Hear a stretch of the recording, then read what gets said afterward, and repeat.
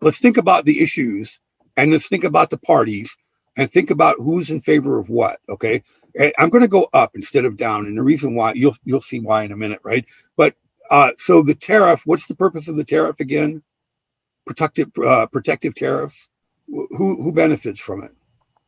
The North. industry, like the industrial Industrial sector. interests, right? Okay, so who's going to be in favor of higher tariffs? Republicans or Democrats? Republicans.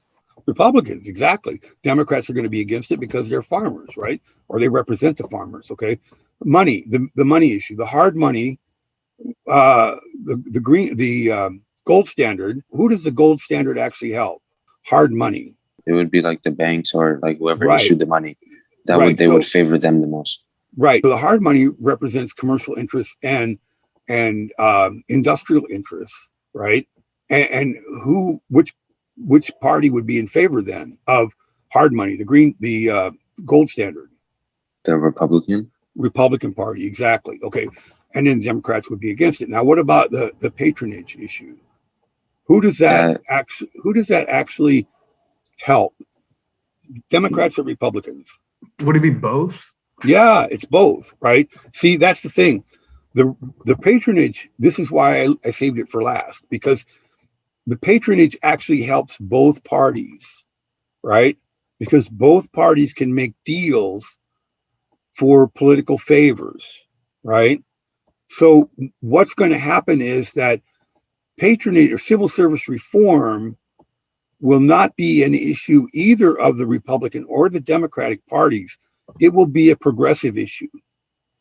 The progressives are going to be the ones who are going to fight for civil service reform, and then eventually, what that will do is it will take power out of the hands of the old bosses, whether they're at the top or closer to the bottom. So it's actually not a Republican Democrat issue. It's actually an issue of progressivism or traditionalism, I guess you could say. All right. I played the song about the Wizard of Oz at the beginning of the course, at the beginning of the class. Here's the reason why. It actually is a good song. I kind of like it, right? But the Wizard of Oz has been considered a kind of a metaphor for this era in American politics that we're talking about, right? So it's the Gilded Age is an age of rapid economic growth, a shift from agriculture to industry, and massive income inequality, right? Which leads to a lot of social unrest.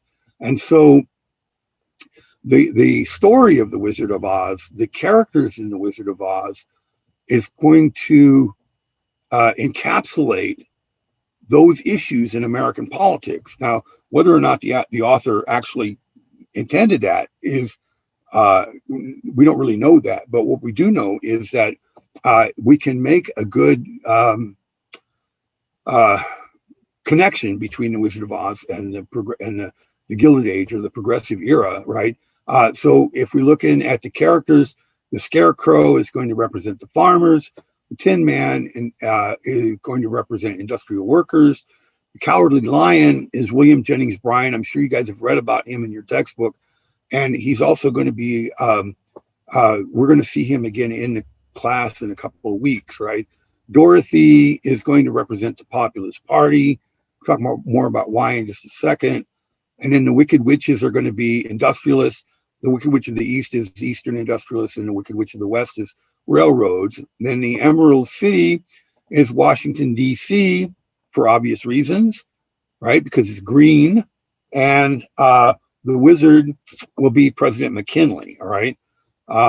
Okay, so then the big question that we're left with is, well, who does Toto represent?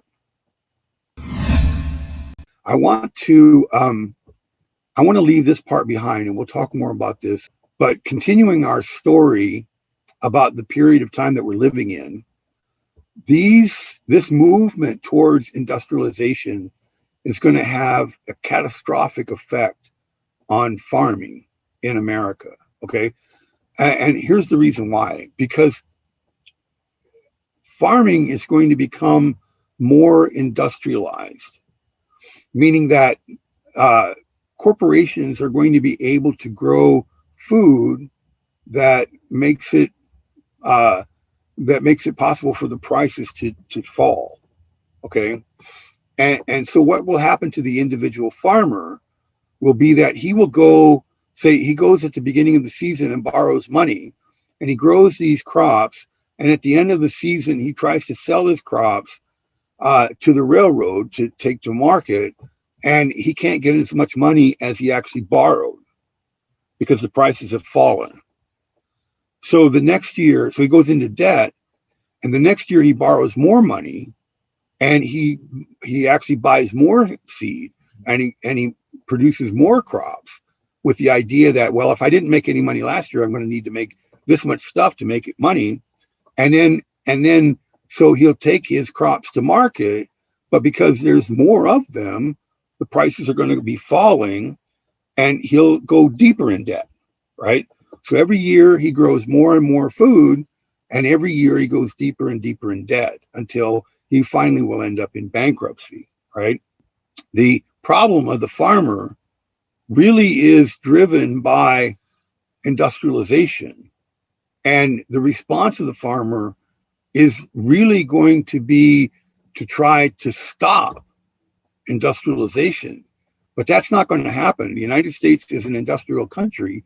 And so family farming in the United States essentially will disappear. Okay. Now, that's not to say that there aren't any family farmers, but that individual farmers have been replaced by industrial farming.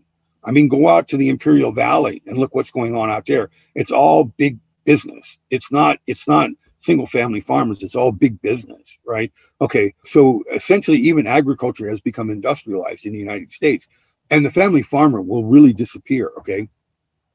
But he's right in a way to think that the problem is in the Industrial Revolution, but that's not where he focuses his efforts. Where he focuses his efforts is going to be on the railroad, because he's going to see that every year he's going to make more and more stuff, and every year the railroad's going to change and charge more and more, right? And he's going to think that the railroad's basically screwing him, and that if he could regulate the railroad, then they would be able to make money, all right?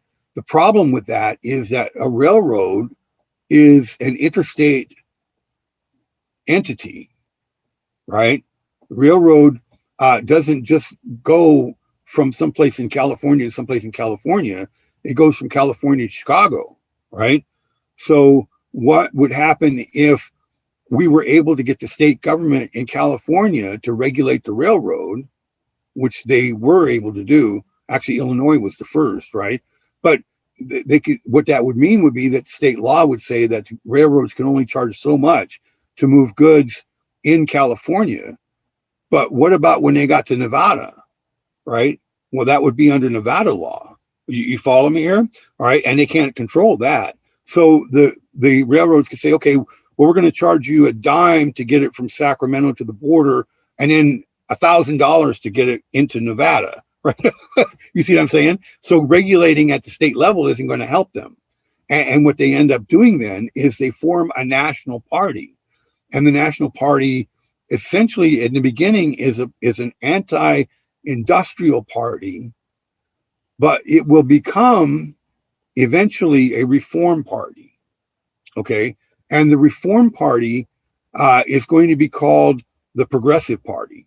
It starts off as the Populist Party, and it is essentially the party of the farmers, right? And these are going to be these are going to be their platform, their issues, all right? And I'm going to go out of order again, right? The first thing I want to talk about is the silver gold ratio. And this is going to be an answer to the money problem, right? Okay, so what was the problem with money again? What was the two types of money? It was gold and greenbacks, right? Right, the gold standard and greenbacks, all right? Mm-hmm. And what was the problem if we were actually on the greenbacks and some people wanted to go to the gold standard? Why did they want to go to the gold standard? Make profit. right? Because that puts them in competition with the British, right? But what we saw happening was that if you went from a situation where the money was essentially floating, the amount of currency on the market was essentially floating, to a situation where the money was actually tied to specie, which is gold, what's going to happen to the amount of money in the economy? The amount of currency that's actually in the economy is what? Goes down. It's smaller, right? Yeah, Okay, it's so smaller. one of the ideas that people will have is, well, what if we had more specie, right? They can't buy more gold because there really isn't any more gold, right? Most of the gold is already owned. So what they do is they suggest that we should buy silver at the rate of 16 ounces of silver is going to be equal to 1 ounce of gold. This is going to be called bimetallism, right? And the idea would be then if we put silver into the treasury along with the gold, there can be more what? More currency. More currency, right? Which theoretically will solve the problem of, or at least one of the problems of going back on the gold standard. You follow what I'm saying? And this eventually will happen, that they will buy, the United States will buy up a lot of silver, right? But I wanted to go this one first, was because we were just talking about the Wizard of Oz, right? And you guys know that in the Wizard of Oz, Dorothy had a special pair of shoes. What were they made of? Slippers. Rubies. I'm sorry? Rubies, right? Rubies. Ruby slippers, exactly. All right, but in the book, the slippers were silver, right? So let's think about this for a second. You have silver slippers, and you have, what kind of a road was she on? Yellow. A golden. Yellow bricks. What do you think a yellow brick is? Gold, right? So you see bimetallism there, okay? You've got it. Anyway, so that's going to be one of the policies. The next one will be popular election of U.S. senators. In the original Constitution, senators were actually appointed by the states, not elected by the people. Actually, the states were left up to choose however they wanted, right? But the result was that the Senate was full of people with money and influence. The Senate was called a millionaires club by the time we get to the end of the 19th century. And the progressives, the populists, and then the progressives are going to say, well, we need to get those guys out of there because they're just protecting their own interests, right? They're not protecting the interests of the people, right? So then they're going to propose that the senators should be elected by the people rather than appointed by the states, all right?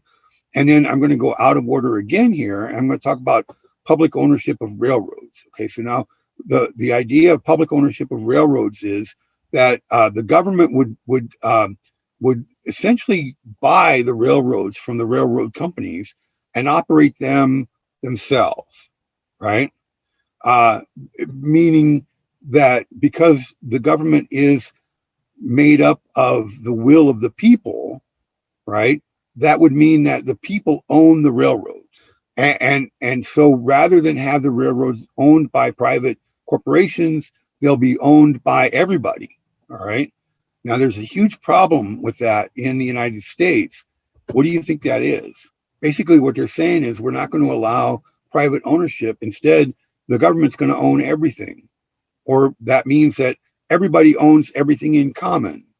So wouldn't that mean it's socialism? Like, wouldn't that translate to socialism? Socialism, communism, the idea that private property is taken away. Okay, so socialism and communism are always going to be rejected by Americans. Americans don't like communism or socialism because the idea behind communism and socialism is that everybody shares everything in common. And that looks like a good idea. That's one of the reasons why communism actually came about in the 1840s and why it was so popular in many places in the world was because it left lots of people without anything, right? And if the only time that actually sharing everything seems like a good idea is when you don't have anything. So for example, if you have a car and I don't have a car, I think it would be great if you lent me your car. But if I have a car and you don't have a car, I think you should get your own car. You follow how that works? You would think then, because there are so many poor people in America because of the Industrial Revolution, that they would be in favor of socialism, but they're not. And the reason why is because Americans always believe that they could be rich, right? There was a Canadian scholar who explained that Americans, socialism never became popular in America because America doesn't have any poor people. It only has temporarily displaced millionaires. And what that means is I might be poor now, but I might be rich later. And I don't want to give up my chance of owning things later. So I'm not going to be in favor of socialism. So essentially, the reason why Americans don't like socialism is because they like stuff. Everybody has stuff, everybody wants more stuff, and they don't want to share it. So at any rate, that's going to be the argument against public ownership of railroads, and that will never happen in the United States. The other one is similar to that, graduated income tax. What that means is that the people who make more money pay a higher rate of taxes than the people who make less money. And some people don't pay any money, right? Some people don't pay any tax because they don't make enough money to pay taxes, right? So let's say now that I'm an adjunct professor and I don't make enough money to pay taxes. But then you compare me to somebody like Jeff Bezos, right, who makes, tens of thousands of dollars an hour, right? And the idea behind the graduated income tax is because Jeff Bezos has so much more money, he should pay more. And because I don't have any money, I should pay less. Does that seem like a good idea? That's how they were able to balance out, or at the time, right? That's what they did to balance it out. Like they made the richer pay more in taxes and the poor pay less in taxes. Well, that's the way it is now. We do have a graduated income tax, but many people are against it. Why would people be against it? Because it takes away from. Go ahead, sorry. It could discourage people from wanting to work harder in the future because they'll be taxed more. That's true, but most people, I mean, even people who I know who are staunch capitalists will say it's better to make money and pay taxes than to not make money. Sure. Right, but that's not really the issue here. The issue is we have to think about what are the taxes used for. In theory, public works, right? So taxes, the government raises taxes with our consent in order to provide services that are good for the people. That's the idea, right? Okay, so now what that means then is that Jeff Bezos is paying $1,000 in taxes. I'm just making these numbers up, right? And I'm not paying any, right? But I get the same benefit as Jeff Bezos, right? And so that means that Jeff Bezos, I'm actually benefiting from Jeff Bezos' money. You see what I'm saying? And so Jeff Bezos is going to say, well, why should I pay for services for Dr. Cox? That doesn't make it. Let him pay for his own services. You follow what I'm saying here? So again, it's a matter of income distribution. It's a matter of or redistribution is better to say it. Okay, that we take money from those who have and give it to those who don't have, right? But doesn't that sound like communism? From each according to his ability, to each according to his need, right? And do Americans like communism? And why not? Because we think we're going to be rich. Because we like stuff, right? We like stuff. I have stuff, I want stuff, and I don't want to share it with anybody else, right?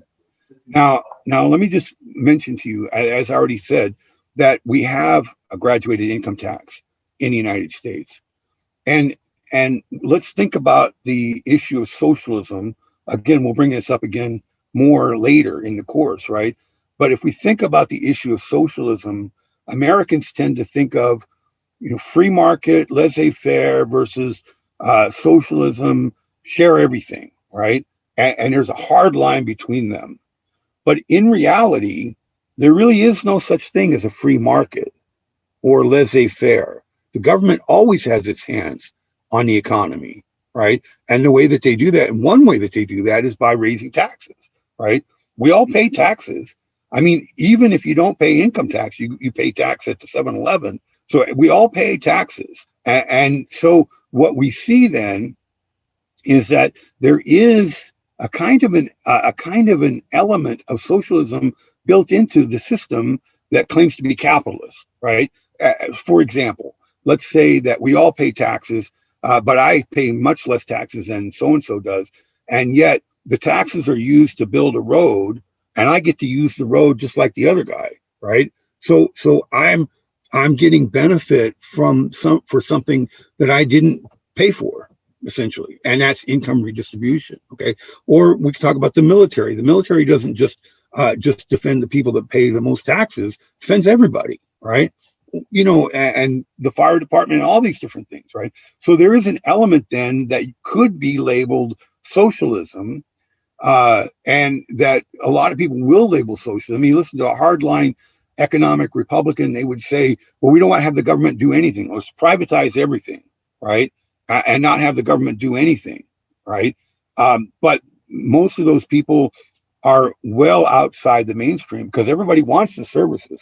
Everybody wants the roads. Everybody wants to be safe from invasion and things like that, right? So we allow that as even in a capitalist system, right? So even though we live in a capitalist system, there is an element of socialism, and the argument never really is, should we have socialism or not, or should we have government control of the economy or not? The question is how much control should there be, right? Should the government have very little control, like the Republicans would want, or should the government have much more control, like many of the Democrats would want? You know, and that's what we argue about. That's the kind of the center of the focus of American politics. It's not over whether or not the United States government should be involved, but how much should it be involved? So when people will point to, well, like I said, the idea of, let's say, for example, welfare. People will look at welfare and say, okay, well, this person is not working and I'm paying for them to have food and shelter, right? So that's taking money from me to support them. That's not fair, okay? But then at the same time, we see the government taking less money from corporations and supporting itself with money from people who don't make as much, right? Like for example, certain industries don't pay any tax at all, but they still get the benefit of American law. So isn't that socialism too? So there's this idea of everything that I don't like is socialist is really just smoke. It's not real. Okay, it's not the reality of American politics.